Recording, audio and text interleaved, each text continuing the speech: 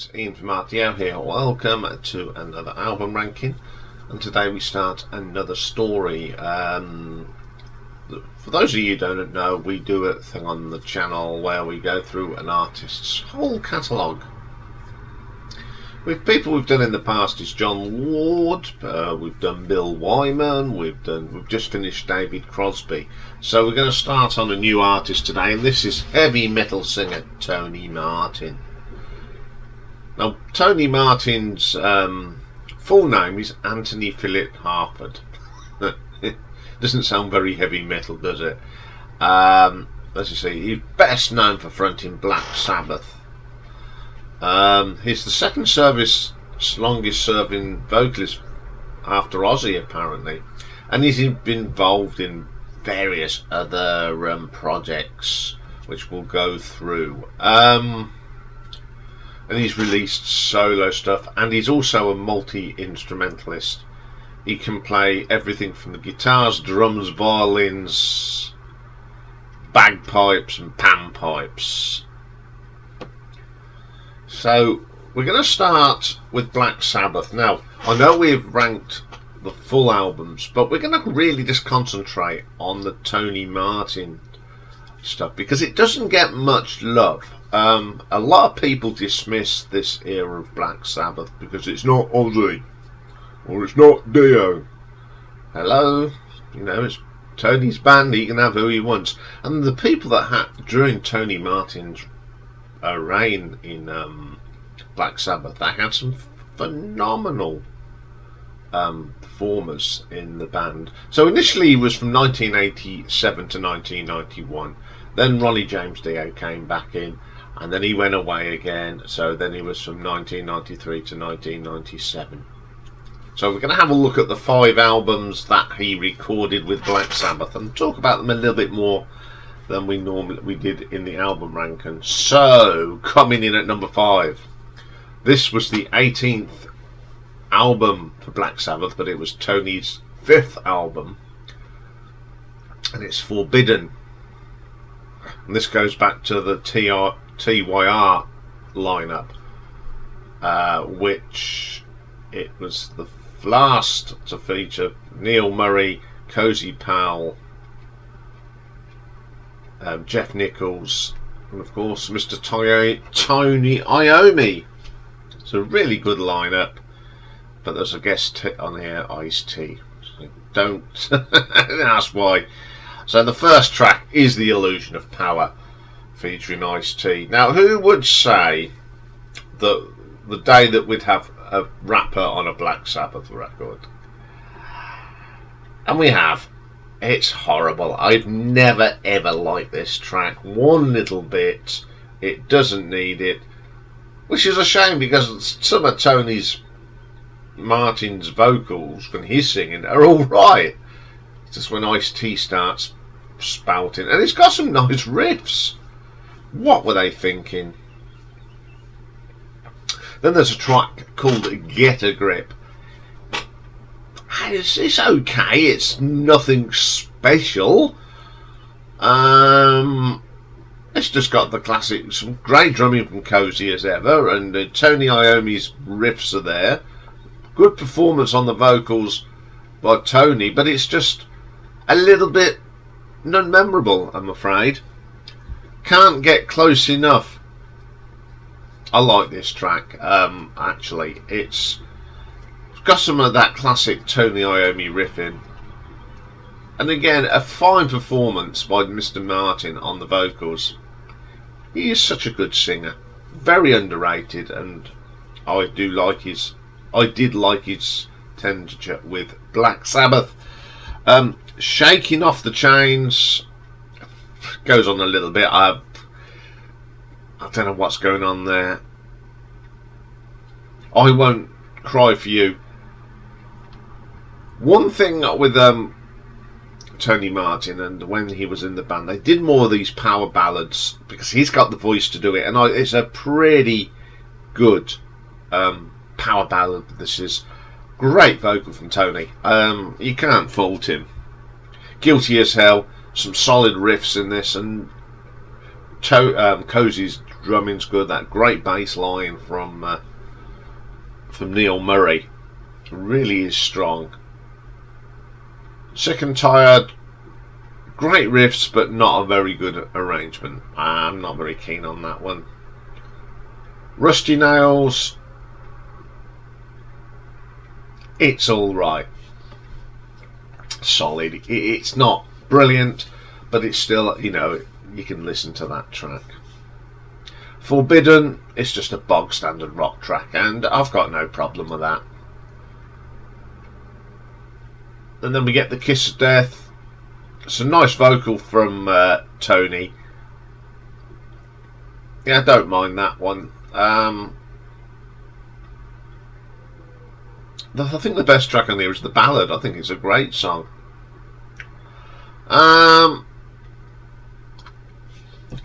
As an album, the first track's absolutely awful.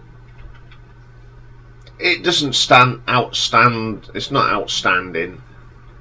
It's got one or two good tracks on it.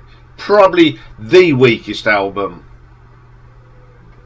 in the whole catalogue. I think I've ranked it at the bottom of the full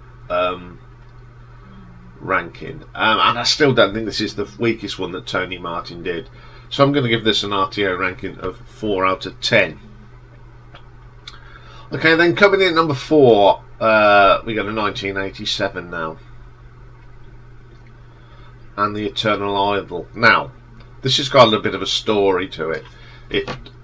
It should have been Ray Gillan singing on it, but he was having issues, and he left the band, and they brought in Tony, because this is Tony's first album that he did with Black Sabbath. So the band, at the time when they recorded this, it was Tony Martin on the lead vocals, of course the one and only Mr. Tony Iommi on the guitars, Eric Singer, who's now with Kiss and has played with Gary Moore's band, the brilliant bass player Mr. Bob Daisley, who's played with Ozzy, Uriah Heep, to name but two. He's played with Gary Moore. He's been all over the place on the bass. And the late Jeff Nichols, who is a great keyboard player. He was really been part of the Black Sabbath when they introduced keyboards. The first track on here is called The Shining. I love this track. It's a good, what an introduction to Tony Martin. On the mark straight away. Great riffs from Tony on here. That great bass line from Bob. It's a really good track. Ancient Warrior. Now, this is a good track. It's certainly not like old style Black Sabbath, but we're not talking about old style. This is just looking at the Tony Martin time, and I looked at these all differently than I did when I did the full ranking. But this is a good track, really good rock track. Tony's on fire on the vocal, really good track. Hard Life to Love, good track again, very solid. The playing on this from these musicians is terrific. Again, Tony Martin's delivery of the vocal is superb. Tony Iommi's guitar riffs are just that brilliant. It's just a really strong track. Then we get Glory Ride, great vocal, but a brilliant guitar solo from Tony Iommi. One of the best of this period. Born to Lose, good track. Great. The drumming from Eric on this is terrific. Another great guitar solo from Mr. Iommi. And again, Tony Martin is just terrific on the vocals. Nightmare, solid track. Great vocal performance here from Tony. Different textures in his vocals, adds to the atmosphere of that track. Scarlet Pimpernel, it's just a little instrumental from Tony. Yeah, pretty good. That's Tony Iommi, of course. Lost Forever, Some great driving riffs on this. It just shows that, that things have changed from the Paranoid days, but that, they were making good music, and this is a really strong track. And then the title track, Eternal Idol, is a killer, absolute killer track. Brilliant sort of pieces of keyboard from Jeff Nichols in there, the bass and bob. I love that track. Okay, this was a great debut for Tony in Black Sabbath. Stamped his mark on the band from the word go. It's a really good album. It's not heavy metal so much as now it's more of a heavy rock, but it's a good album. I really enjoy these albums. I've really enjoyed listening to the Tony Martin Black Sabbath again, and I'm going to give this an RTO ranking of 7 out of 10. Okay then, coming in number 3. This is from 1990, and it's Tony's 3rd album, and it's called TYR. On here it's Tony Iommi on the guitars, Tony Martin on the vocals, Cozy Powell on the drums, Neil Murray on the bass, and Jeff Nichols as ever on the keyboards. First track is my favourite track, and it's probably one of my favourite tracks by Black Sabbath. Definitely get into my top 10. And it's Anno Mundi. Oh, probably one of the best vocals from Tony Martin. Absolutely killer track. Great drumming from Cozy. People forget about Cozy being in Black Sabbath, and I think it was a great lineup. Typical Tony Iommi riffs as well. It's a killer track. The Lawmaker. God, this is hard, fast, heavy metal. Great guitar solo from Tony Iommi on this. Superb. I love that track.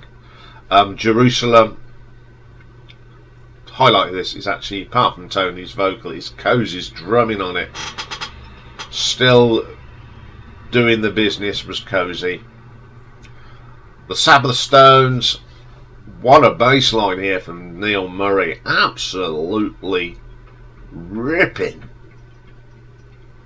Really good bass. Again, Tony's vocals on the money. The Battle of TYR is a little instrumental. Really good stuff. Then we get Odin's Court. Now this is a gentle guitar from Tony Iommi, but what a vocal from Tony Martin. He can sing hard and heavy and really rock, and then he can do things like this. Terrific. Then we have Valhalla, another solid track. Great riffs, great vocal, awesome stuff. Then we get Feels Good to Me, another ballad. Now, in the context of the big picture of Black Sabbath, I couldn't see Ozzy singing something like this, or Ronnie, but Tony, yes, Tony's got the voice, and I think that's why we got more power ballads in this era of Black Sabbath. It all started really on that Seventh Star when Glenn Hughes did some on that as well. So this is a really good track as a power ballad, and forget, as I say, we got to keep forgetting the other Black Sabbath. It's a good song. Good song. Heaven in Black comes now. More of those great driving riffs from Tony, from the riff master of Tony Iommi. Cozy's drumming's great on this, and a fantastic vocal from Tony Martin. Very solid album this is. There's not a bad track on this really. I've played this and I've enjoyed playing it again, and I've had it on a couple of times and I've forgotten how good this album actually is. So I'm going to give this an RTO ranking of 8 out of 10. Okay then, coming in at number 2. This was tough. These two are just really good. It's the 17th album, the 4th of Tony Martin, and it's his return after the Dehumanizer with Ronnie James Dio. And it's called Cross Purposes. Now the lineup on this is pretty good.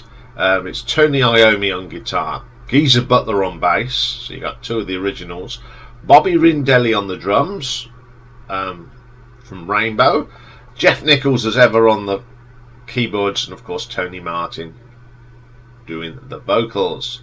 First track on here is Eyewitness. I love this track as well. Great opening riff, great bass line from Geezer Butler. He's on fire as usual. It's a great track. Cross of Thorns, another solid track. Great solo from Tony Iommi on that. Just a great performance from Tony Martin. Then we got Psychophobia. Strong track, great riffs. Good heavy rock metal track. Just what it says on the tin. Virtual Death. Classic Geezer Butler bass on this. Best track on the album. Great vocals again from Tony. And great riffs. Really strong track. Immaculate Deception. Probably one of the weaker tracks on the album. It's okay. It's not brilliant. Dying for Love, another good power ballad. Fine vocal from Tony Martin. Back to Eden. Okay, it's a bit of a filler track, that is. It's nothing special on that one. Then we have The Hand That Rocks the Cradle, another really good power ballad.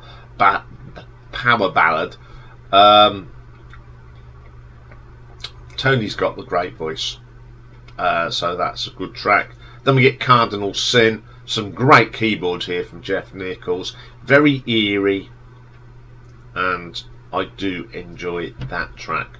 And the last track is called Evil Eye. It's just got classic Tony Iommi riffs on this, and Tony Martin delivers a fine vocal performance. Another album top to bottom of good tracks. Even that one that's I'm not too keen on, it's still pleasant enough to listen to. I love listening to this. Very underrated album in the whole of the Black Sabbath catalogue, I think. So I'm going to give this an RTO ranking of 8.5. So my number one album of the Tony Martin era of Black Sabbath has to be this one. It was the 14th studio album overall, and Tony Martin's second. It was released in 1989, and it's the Headless Cross. It was the first actually album that featured Cozy Powell as well. So on here we've got Tony Iommi on guitars, Cozy Powell on drums, Tony Martin on vocals, Jeff Nichols as ever keyboards, Lawrence Cottle is on the bass, and the first guitar solo on When Death Calls is the one and only Mr. Brian May, who is quite good friends with Tony Iommi. First track on here is an instrumental. It's just a little opening called The Gates of Hell. Just one of those classic heavy metal openings to an album, which goes really good into the Headless Cross. Absolute classic. Oh, I love this track. Great drumming from Cozy. Not even the 1980s smoothness would hold Cozy back. Straight in there. The great riffs of Tony Iommi.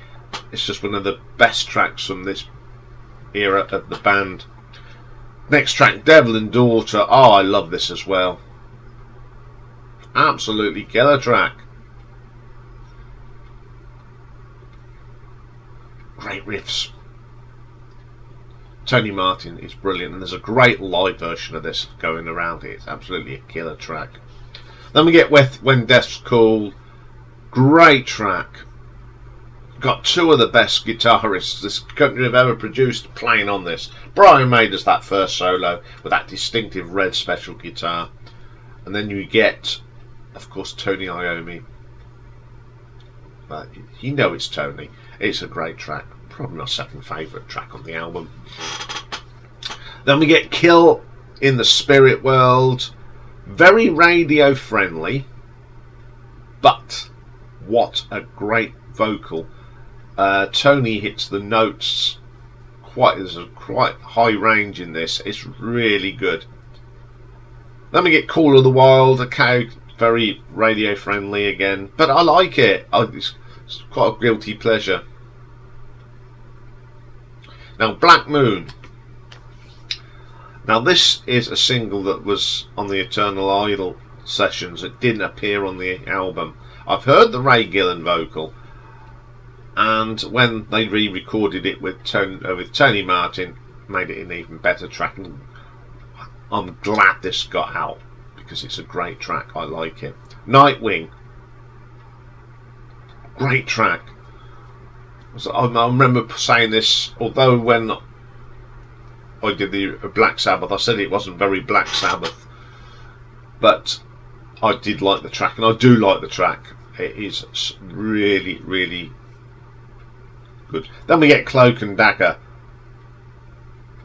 Well, it's a bit bluesy, and it's a great track to end the album. And again, Tony Martin just shown what a great singer he is.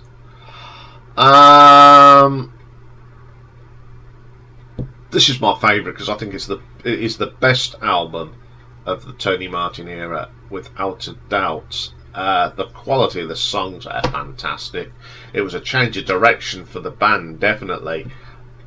A lot of people, as I said, do dismiss this era, but go and check this era out because they just like good solid rock metal. You're going to enjoy these. It's got some incredible vocals from Tony, and I think Tony Iommi was still the king of the riffs. So I'm going to give this one an RTO ranking of 9 out of 10. So there we go. There's part 1 of the Tony Martin story. Next week we're just going to look at his solo albums. He was so busy, he's only made 3 albums in his career of solo stuff, and they're pretty good. So that's all for next week. But we've got retro ranking today, and we're going to look at we're going to do one of the bad songs shows today, and we're going to look at 10 bad songs from the band Muse. There was hundreds to choose from. But I've managed to do 10. So join me for that later. Bye for now.